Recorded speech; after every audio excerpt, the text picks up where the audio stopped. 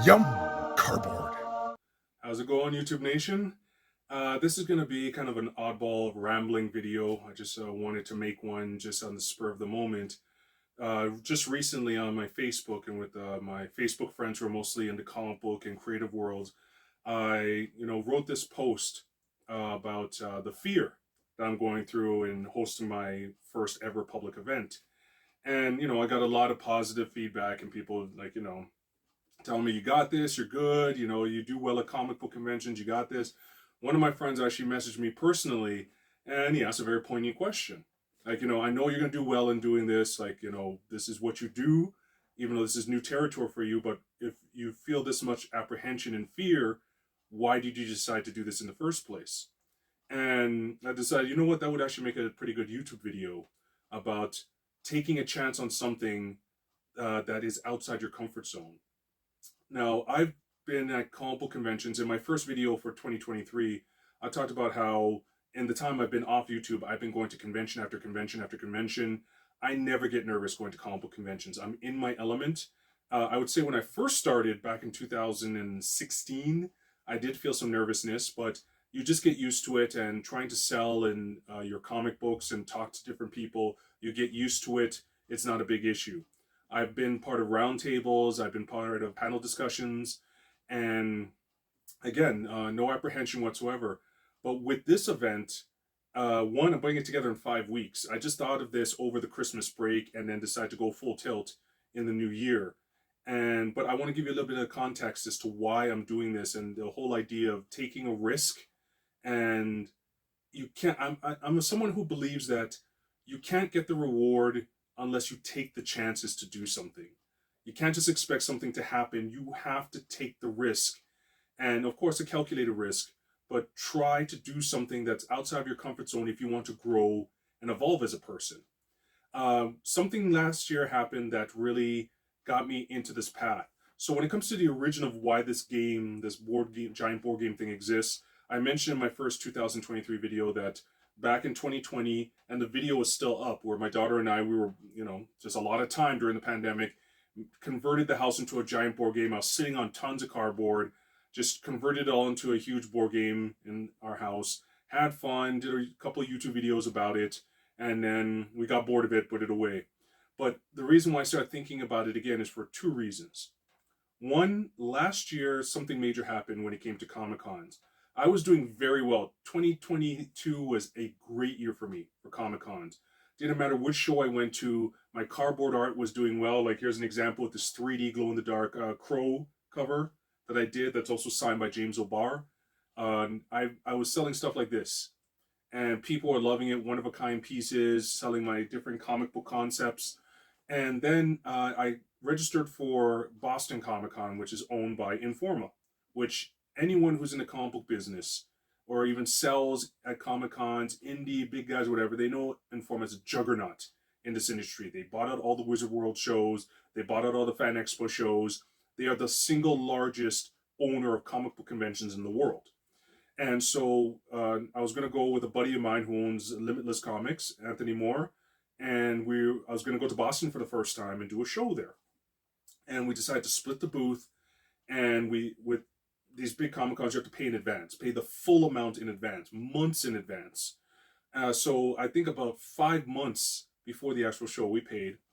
I didn't find out if we were accepted until about just shy of a week. I would say a week and a half before the actual show. And anyone who does international travel knows that's not enough time to book hotels, get everything, the logistics, figure out everything to do an international show. Some of you might ask, well, if you paid the money, why didn't you just book anyways? Again, if you do Comic Cons, you know that just because you pay doesn't mean you're guaranteed a spot. Most of the time, especially with these large shows, you have to pay the full amount ahead of time, but they will still reject you afterwards. And it's happened, not necessarily to me, but it's happened to people I know before. So, and because this was my first real big international show, I wanted to be cautious, but I was so busy with other shows, it slipped my mind that I never heard anything back from them until about 3 weeks before the show. I realized I haven't heard back, and chasing after them.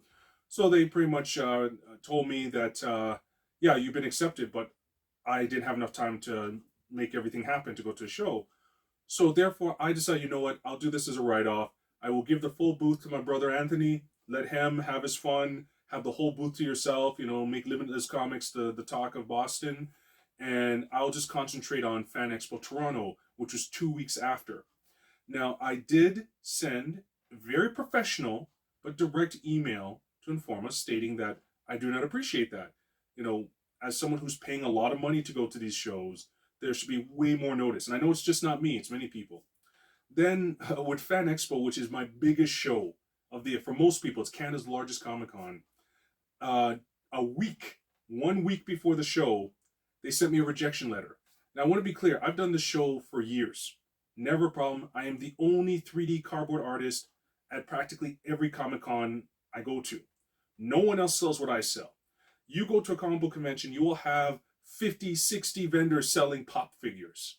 Okay? You'll have people selling the exact same books, like the old school CGC and CBCS books. But when it comes to my type of discipline with cardboard art, no one else sells what I sell. And it's never been an issue. I get into most Comic Cons I apply to, and this one I've done for years. They decide to flat out reject me.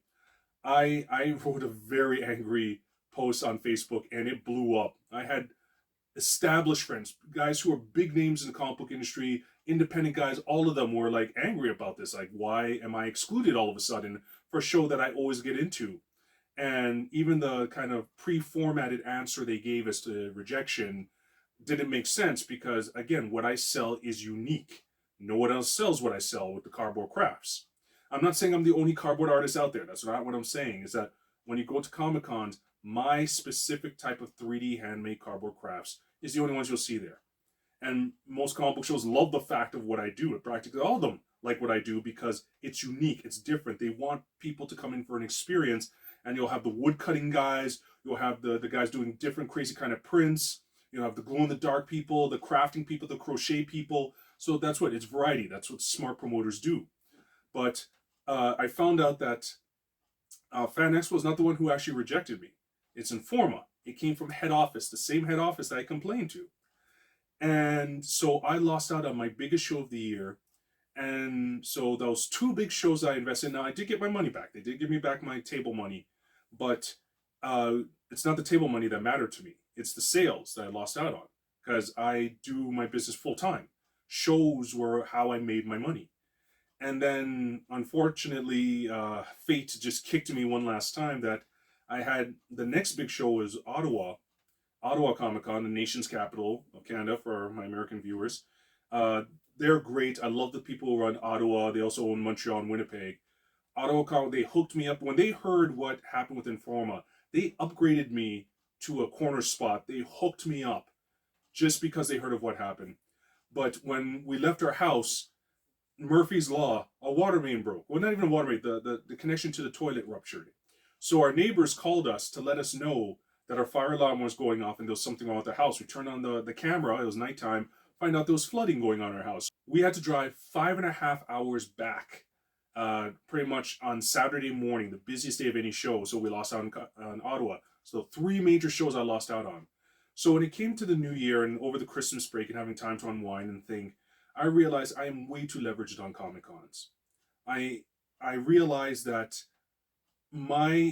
even though I was doing very well at the shows I did attend, my life is still in other people's hands to the point that a large conglomerate show promoter could just decide, you know what, we're not feeling this guy anymore. We're going to blacklist this guy. I don't know if I'm blacklisted, but I got rejected by them again for another show I do every single year, Toronto Comic Con. And this rejection was laser fast. Even before I got rejected for Toronto, I was just sitting there over the Christmas break and into New Year, like, do I want to go forward knowing that any time a show promoter could just change their mind and decide I don't get to participate? And there's the whole thing with the economy that everyone was talking about a recession coming. And let's be honest, comic books are a discretionary income thing. So, it's going to be a tough year for comic book producers, no matter how good your stuff is, and especially for an indie guy. So I was really thinking, what else can I do? My life is about creativity. That's what I love to do. And so the second part, beyond trying to find another way to express myself and build something, is that I love games and I love game shows. And I had this crazy concept of taking this idea that I did with my daughter and trying to pitch it as an actual game show. Now, I have no TV experience whatsoever, but I'm the type of person, I will just learn. I will just do what I need to do to learn, and I do know people in the TV industry. So I do have people to fall back on and to pick their brains and to get involved if it ever got to that point. But I pitched it to a couple of networks. I got through, and one looked promising, but then they just decided, they're just not interested. And I thought, okay, you know what? What am I going to do? Here's another rejection, but who cares? I got the David Goggins kind of mindset. It just hit me. I think just after New Year's, I was like, you know what? Who cares? I got rejected for a TV show. Who cares that I can't get into every Comic Con that I used to get into? And you know what? Opportunity is for those who seize it. I had a next door neighbor when I used to live in Oakville with my mom when I was still in college, and he was a businessman, very successful guy. He goes, opportunity is a door to door salesman. When he knocks, it's up to you to answer the door. But when he walks away, you have no right to complain. It's up to you to take that chance and answer the door. And I'm just paraphrasing his saying, but I get what he's getting at, that, you know what, you live this life once, and you can't live in fear of failure and not doing anything. Again, going back to David Goggins and his mindset, and he has a great book. You got to read it. And it's like, you know what? Why not? I was pitching a game show anyways. Let me just do the game show myself. Rent a community center, the same community center that I did a smaller, far smaller show, and it was meant to be smaller in 2009 for the world record. But let me go all out. Let me invite the media. Let me use the connections that I've built over the years. I got friends in the comic book industry and the arts industry who are volunteering just to help me out. I got my family, and let's put it out to the community and do a massive beta test and just see.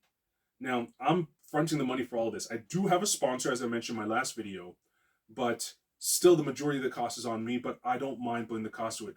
You have to be able to financially put into it. If I'm not willing to put into it financially, how do I expect anyone else to? So I guess the whole reason I'm putting this video out there, and again with me just rambling, is that, I know a lot of people have fears of trying new things. I am an introvert. And again, it's one thing to have a booth at a comic book convention or a craft show, and you're within your 10 by 10 or 8 by 8 space trying to sell a product to people who are there to buy products. That's a completely different thing than actually being at a completely new show that has never existed before, that you are spearheading, and you're trying to get people in. You're not even sure how many people are going to show up to this thing. I am making it a free event. Some people ask, why not even charge $5? No, I just want people to come and have a good time. Ultimately, I'm trying to test to see if this game is viable, if it's something that can become something more, to see if, my rules and the way I've designed it make any sense, if people have fun, and then I decide what to do with it going forward. But I just refuse to think that I can't move beyond and do something else. And I hope in some little way that me explaining my journey as a cardboard artist, because also remember, I do cardboard art and cardboard crafts and publishing indie comic books full time. That's what I do now. And part of the challenge of that is that I have to keep on innovating. I have to keep on trying different things in order to keep income coming in that then I can use to make sure that the lights stay on, there's food on the table, the wife is happy, and I can enjoy some type of life. And so I always have to be thinking outside the box. So yeah, it's I'm hoping within your journeys that there's no point in not trying something new. You work it out. You try to see, what I do is I do lists and figure out, okay, can I do this? Can I do this? Can I do this? Can I do this? Can I do this? How much does this cost? This cost, this cost, this cost? And what is the end goal that I'm trying to achieve? Making profit is not always the end goal. Many times it's what you learn from it and then taking that to the next stage. So I know there's a lot of negative news out there and it looks like everything's going to hell, but don't be shy to try something. So that's just my rant. Don't be afraid to try things. Don't let people's negativity stop you. If someone puts a roadblock in front of you, climb over it or find a way around it and just keep on going, because that's the only way you're going to find satisfaction in this life. Because the last thing you want to do is think in the future when you're older, I shoulda, coulda, woulda done that. I'd rather say, you know what, I did this event, Okay, if it flopped, it flopped. If it was successful, but I don't know what to do with it after, whatever. At least I did it. At least that's something to hold my head up high and say, you know what, I tried. I did something that I'm not used to doing. It was a success. Everyone had fun. On to the next thing. Because that's what a creative does. It just moves on to the next thing. So thank you so much for listening to my rant. If you have any questions, if you want to share anything, please leave a comment. I'm not concerned about thumbs ups and all that kind of stuff. Just leave a comment, share your story. If you want me to give you some advice that I could type up quickly in the comment section, go right ahead. If there's something that you want me to cover or talk about in my journey, ask away. That's what this is about. I'm going beyond just making stuff. I'm going to talk about all types of controversial stuff, talk about my journey, and it's still all in the sphere of creativity and my business, but I'm human too, and I have my crazy stories and my pains and my suffering and my depression and my joys and triumphs and all that to share. So thank you very much again, guys. All the best, and never stop fighting, never stop dreaming. Keep on striving for what you can get. All the best.